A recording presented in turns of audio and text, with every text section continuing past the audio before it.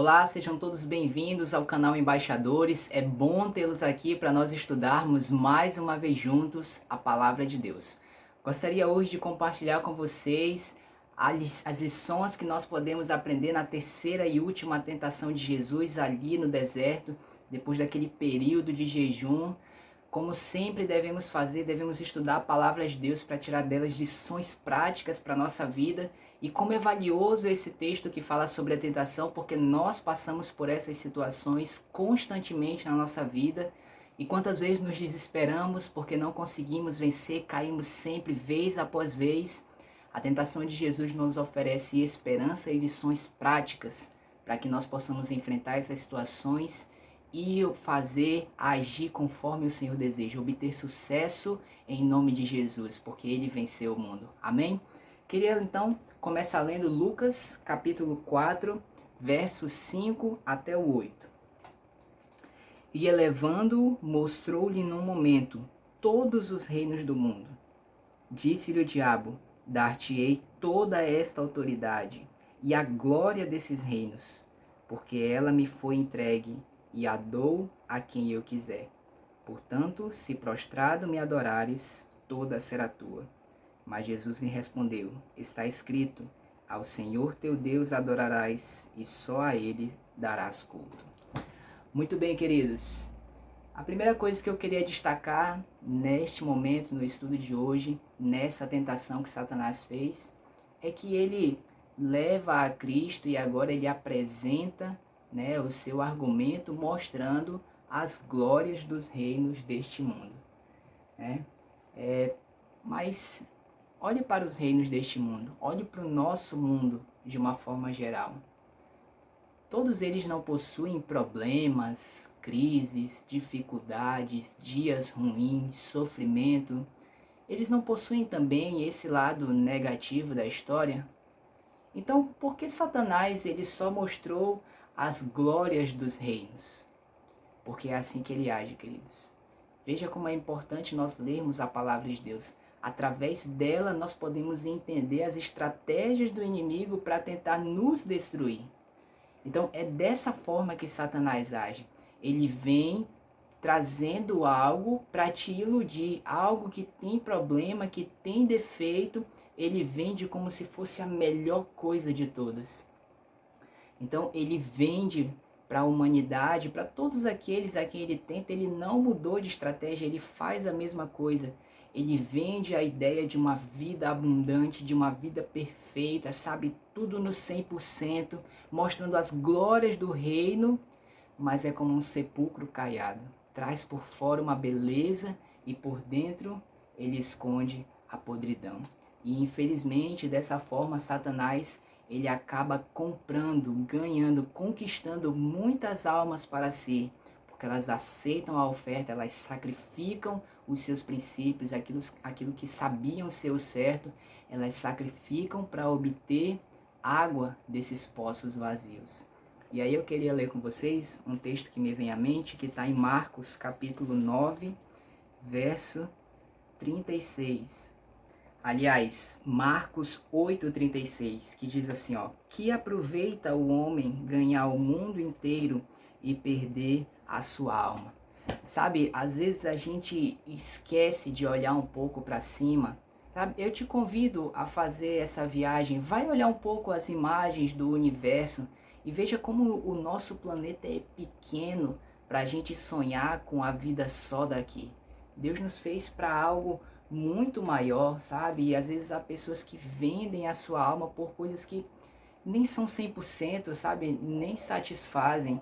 Satanás, ele chega para Cristo e ele fala: a mim isso tudo me foi entregue, né? Como ele diz é relatado em outro texto da Bíblia, ele é o príncipe desse mundo.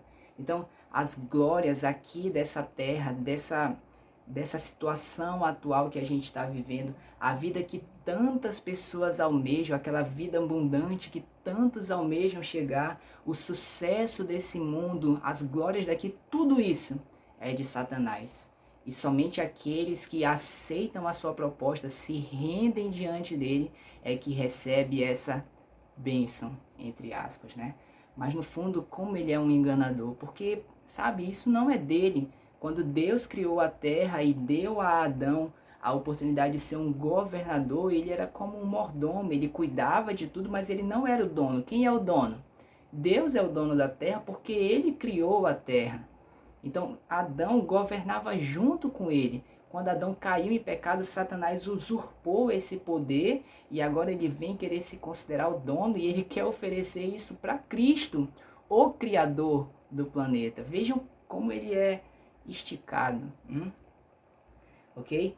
Satanás, então, ele se intitula como dono de algo que não é dele e ele quer dar para alguém algo que não pertence a ele. Vejam como ele tenta iludir as pessoas e enganá-las.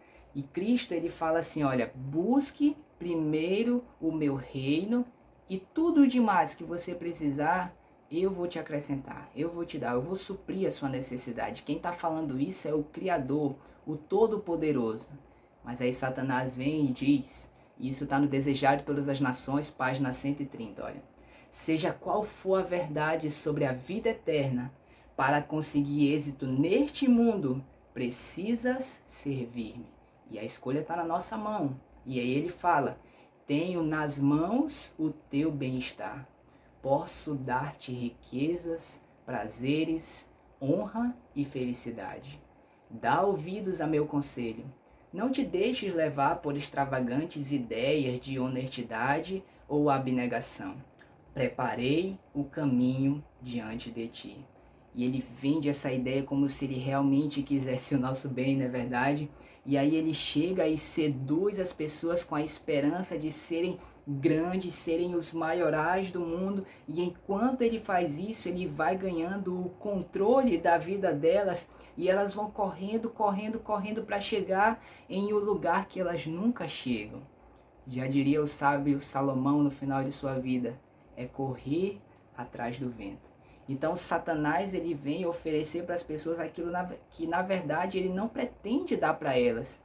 Sabe, oferecer coisas boas, você acha mesmo que Satanás quer te dar algo de bom? Você acha que ele gosta de você para querer te dar algo de bom? Se você tem dúvidas sobre isso, dá uma lida no livro de Apocalipse no capítulo 12. Esse capítulo ele tem um panorama do início da era cristã até o final da história do nascimento de Cristo. E você vai ver Satanás trabalhando para tentar matar a Cristo. Cristo é a única esperança que a gente tem de viver eternamente, de reencontrar os nossos queridos que já morreram, esperança de ter vida feliz e abundante. Ele é a única esperança e Satanás tentou matá-lo. Satanás trabalhou por mais de 12 séculos, mais de 1200 anos, usando um poder terreno para matar aqueles que queriam ser filhos de Deus.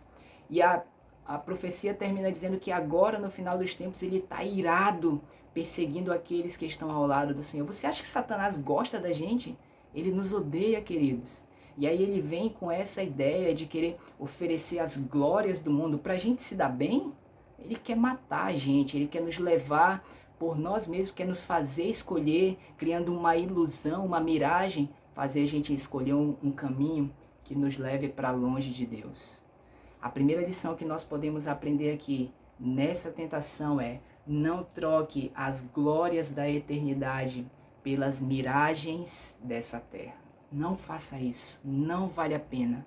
Não vale a pena trocar 20, 40 anos por uma vida que nem é tão top assim aqui na terra, como será a eternidade, plenitude ao lado de Deus. Satanás ele se revoltou no céu porque ele queria se colocar acima de Deus. E se Cristo aceitasse essa tentação, você lembra que ele falou para ele: eu vou te dar se você prostrado me adorar. Era isso que ele queria. Ele teria alcançado então o seu objetivo. Ele estava usando a ilusão, tentando fazer Cristo descer de sua posição do trono e se rebaixar sobre ele, né, para se prostrar e adorá-lo. Qualquer reino nesse mundo, na atual conjuntura que a gente está vivendo, terá as consequências do pecado, porque todo o nosso planeta foi maculado por essa praga. Cristo veio aqui e ele precisou ir até o fim com sua vida de sofrimento, de abnegação, porque essa ordem atual que existe da vida, ela precisa chegar ao fim. O pecado precisa ser exterminado e extinto de todas as coisas que existem nessa terra. ok? E aí imaginem a cena, né?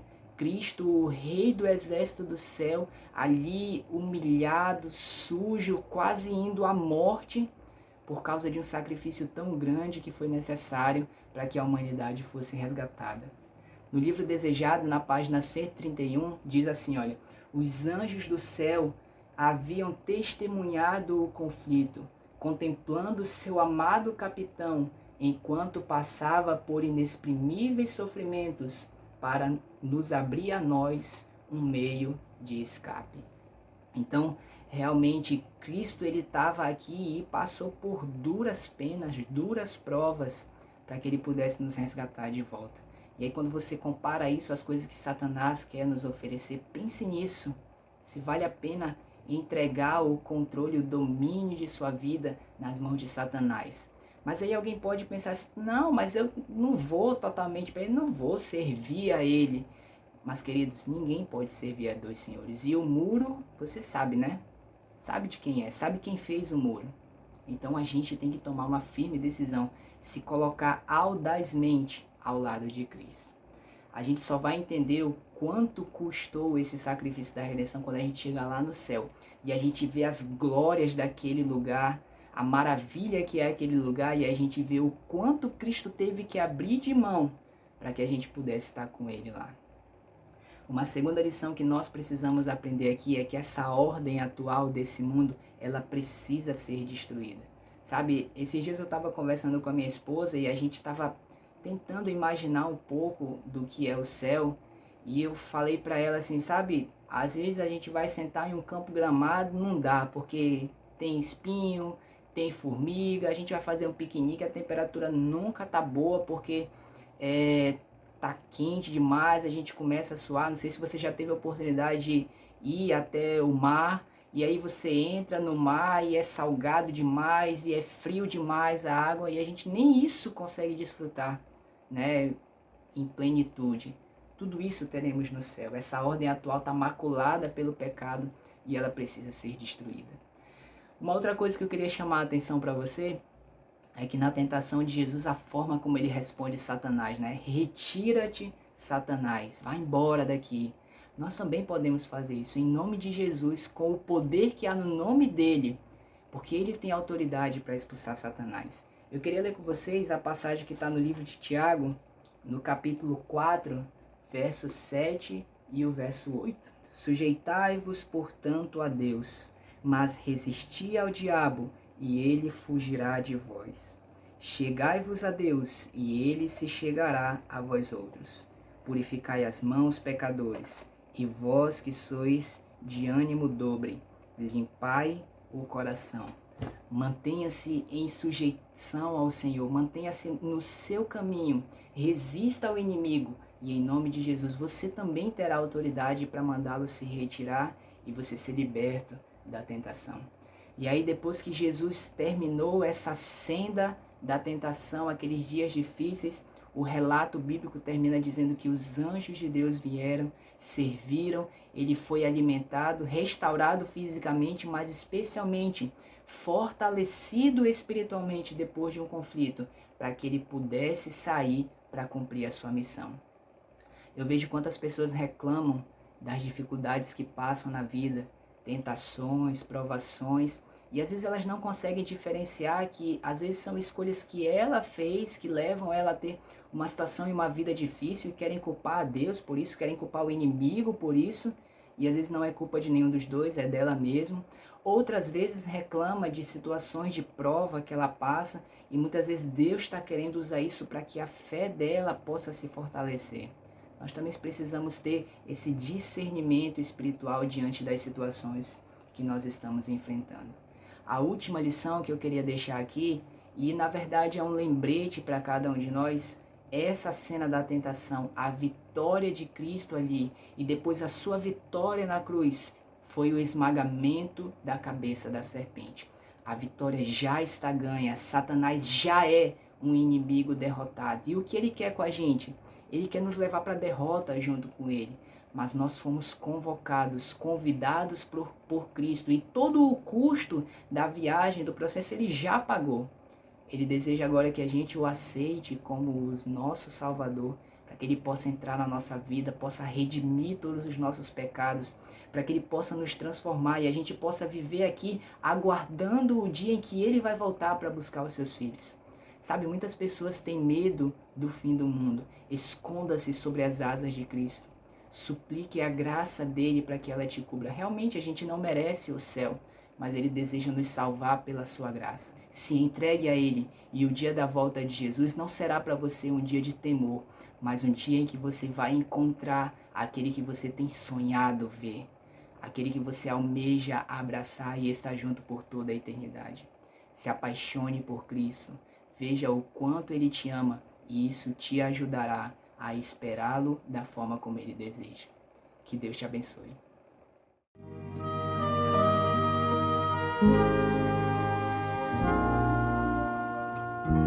Cada dia posso ver, perceber em seu